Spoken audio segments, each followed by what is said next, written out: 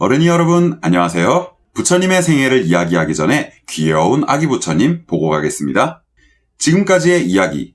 지금으로부터 2600여 년 전 석가족의 시타르타 태자라는 신분을 버리고 수행자가 된 사문 고타마는 끝없는 고행을 통해 정신과 육체의 한계를 경험했어요. 그리고는 영기를 통찰하여 해탈을 성취하고 부처님으로 거듭났어요. 그때부터 사람들은 사문 고타마를 석가종족 출신의 성인이신 존귀하신 분이라는 의미에서 석가모니 존자라고 불렀어요. 석가모니 부처님은 해탈하여 부처님이 되고 난 직후에 스스로 깨달은 것을 사람들에게 말해주기를 잠시 망설였어요. 왜냐하면 그 내용이 너무 난해하고 심오하기 때문이었죠. 물론 출가하신 스님들이나 제가의 법사님들은 불교란 참 쉬운 것이라고 말씀하기도 하지만 글쎄요. 정말로 쉬운지 어려운지는 한번 불교를 공부해본다면 바로 알 수 있을 것 같아요. 동국대학교 불교대학의 문은 여러분들을 위해 항상 열려 있습니다.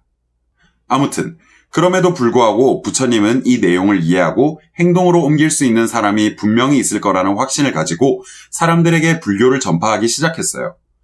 가장 먼저 함께 고행하던 안냐 꼰단냐를 비롯한 녹야원의 5 수행자들에게 설명을 했어요. 그 다음은 금수저로 태어나 술이나 먹으면서 허송세월하고 있는 야사에게, 그리고 누구였죠? 불을 숭배하는 가섭사명제에게도 이 내용을 설명했어요. 설명을 들은 그들은 모두 출가해서 스님이 되었어요. 그리고 매우 빠른 속도로 아라한, 마땅히 공양받을 만한 깨달은 자로 거듭날 수 있었어요. 뿐만 아니라 제가자들, 속세를 떠나 수행에 전념하는 스님이 아닌 속세에서 생활하는 보통 사람들도 석가모니 부처님을 존경하고 따랐어요. 그 내용을 듣기 위해 부처님께서 설법하는 법회의 자리를 찾아오고 거기다 부처님과 그 제자들이 수행할 수 있는 땅과 건물을 짓고 음식과 의복과 약품을 제공했어요.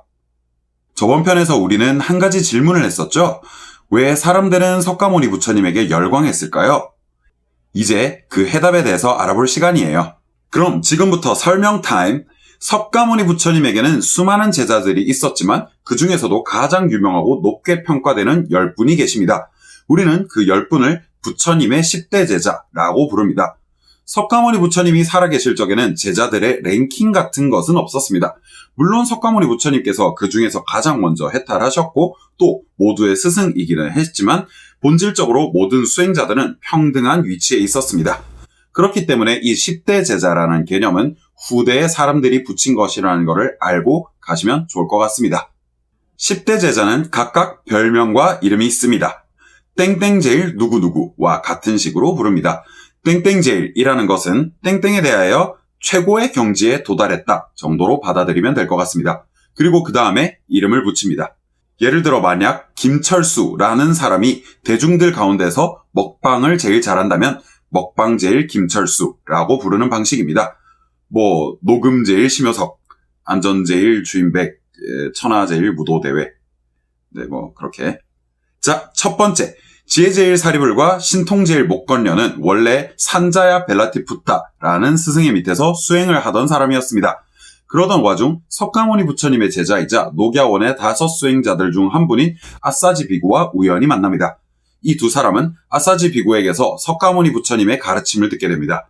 그 내용을 간략히 설명하면 다음과 같습니다. 모든 존재와 현상은 원인에 의해 일어난다. 열애는 그 원인을 설명한다. 그 원인의 소멸도 설명한다. 이것이 대사문의 설명이다. 무슨 의미인지 잘 이해가 가십니까? 잘 이해가 안 돼도 괜찮습니다. 만약 잘 이해가 된다면 출가를 진지하게 고민해보는 것도 좋을 것 같습니다. 대한불교 조계종의 문은 여러분들을 위해 활짝 열려 있습니다. 여기서 간단하게 설명을 드리겠습니다. 모든 일은 그 일의 원인에 의해 일어난다. 그리고 그 일의 원인이 사라지면 그 일은 일어날 수가 없기 때문에 그 일도 사라진다. 정말 간단한 설명이죠? 예를 들어 물이 얼음이 되기 위해서는 온도가 낮아져야 합니다. 만약 온도가 낮아진다는 그 원인이 없으면 물이 얼음이 된다는 일은 일어날 수가 없겠죠? 정말 간단한 설명입니다. 사리불과 목건녀는 이 간단한 설명을 듣고 크게 감명을 받아 석가모니 부처님의 제자가 되기로 결심합니다. 그리고 산자야 벨라티푸타의 교단을 떠납니다. 불교의 경전을 살펴보면 석가모니 부처님의 제자들은 모두 이런 식으로 아주 간단한 설명을 듣고 석가모니 부처님의 제자가 되기로 결심하는 경우가 많습니다. 어떻게 그럴 수가 있을까요? 사실 불교는 정말 간단하고 쉽습니다. 어떤 면에서는 말입니다. 불교의 목적은 괴로움에서 벗어나는 것입니다. 그 방법은 있는 그대로 바라보는 것입니다. 그러면 번뇌와 집착에서 벗어날 수 있다는 말입니다. 방금 전에 말씀드린 아주 간단한 설명이 바로 있는 그대로 보는 방법에 대한 이야기입니다. 어떤 사람은 아주 간단한 설명을 듣고도 바로 그 가치를 알아보고 곧장 출가할 수도 있고, 어떤 사람은 같은 설명을 듣고도 그 가치를 몰라보고 그냥 살던 그대로 살 수도 있습니다. 사리불과 목건녀는 그 중에서도 매우 뛰어난 제자들에 해당됩니다. 지혜제일 사리불은 이해력이 매우 뛰어났고 또 수행에 충실했기 때문에 석가모니 부처님께서도 아주 중요하게 여기셨습니다. 석가모니 부처님이 다른 자리에 참석해야 할 일이 있을 때 부처님의 대리인 역할을 맡은 적도 많았습니다. 신통제일 목건녀는 별명처럼 신통력에 있어서 특히 뛰어났습니다. 그런데 불교에서는 신통력에 대해서 높게 평가하지는 않습니다. 오히려 신통력을 부리는 것에 대해서 매우 경계하고 또 조심스럽게 접근하는 경우가 많습니다. 석가모니 부처님은 사람들의 괴로움과 괴로움의 원인이 되는 번뇌와 집착이 하나의 환상과 같다고 가르쳤습니다. 그런데 이 신통력이라는 것은 괴로움과 괴로움의 원인에서 벗어나게 해주지 않습니다. 도리어 또 다른 환상을 보여줌으로써 진리에서 멀어지게 만들 수도 있었기 때문입니다. 물론 그렇다고 해서 지혜제일인 사리불존자가 더 위대하고 신통제일인 목건련존자가 덜 위대하다는 것은 아닙니다.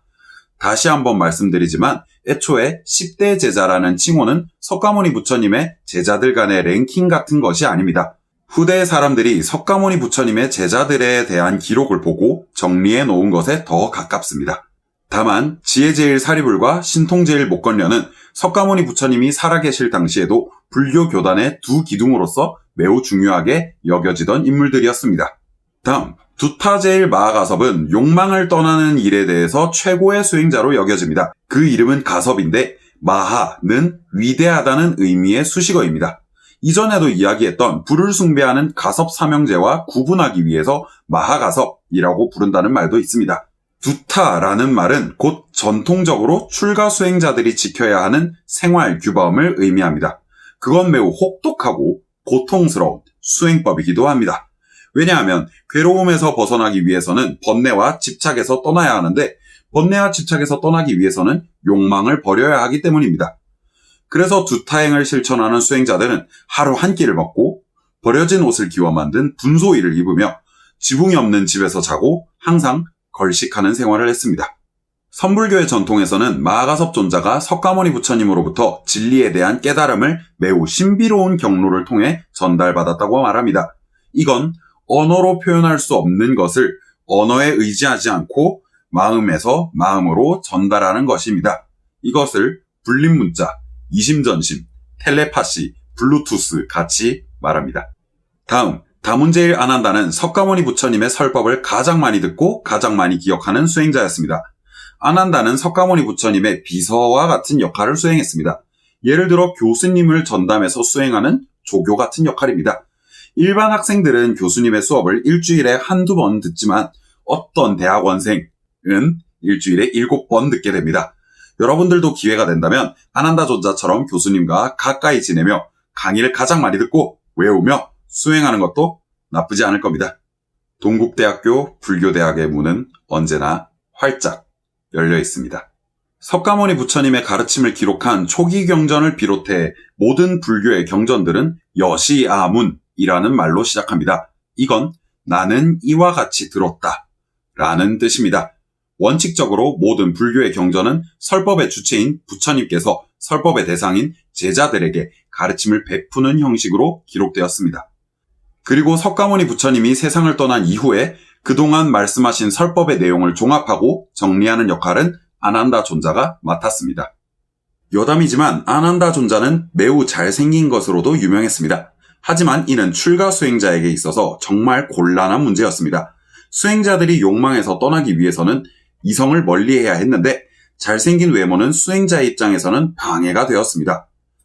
그래서 안한다 존자는 스스로의 잘생긴 외모 때문에 난처한 일을 많이 겪기도 했고 또 스스로의 잘생긴 외모를 원망했다는 언급도 종종 했습니다.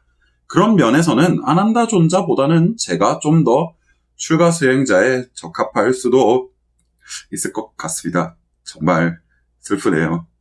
안한다 존자가 불쌍해서 슬픈 거예요. 다음, 지계제일 우바리는 계율을 지키는 일에 있어서 최고의 수행자였습니다. 석가모니 부처님께서 세상을 떠난 뒤에 안한다 존자가 설법 내용을 종합하고 정리하는 역할을 맡은 것처럼 우바리 존자는 석가모니 부처님께서 말씀하신 계율의 내용을 종합하고 정리하는 역할을 맡았습니다. 계율은 rule입니다. 왜냐하면 그것은 규칙이기 때문이죠. 그것을 지키지 않는다는 것 자체가 섹시하지 않네요. 이 계율은 단순히 해야 할 것과 하지 말아야 할 것에 대한 윤리적인 해석일 뿐만 아니라 그 규칙을 지키는 것만으로도 해탈로 나아가는 수행이기도 했습니다. 계율의 조목조목을 모아 정리한 것을 바라제 목차라고 하는데 산스크리트어인 프라티목샤의 한문 음역입니다. 한문 의역을 하면 별해탈이라고도 합니다. 죄를 몸과 입으로 따로따로 나눠 해탈하는 수행이라는 뜻입니다. 자, 여기까지 부처님의 10대 제자 중 지혜제일 사리불, 신통제일 목건련, 두타제일 마하가섭, 다문제일 사리불, 지계제일 우바리 존자까지 알아보았어요. 다음 시간에는 이번 시간에 다루지 않은 10대 제자의 나머지 분들에 대해서 알아보도록 할 거예요. 그리고 구독, 좋아요까지. 알겠죠? 마치기 전에 귀여운 아기 부처님 보고 가겠습니다. 그럼 어린이 여러분, 안녕!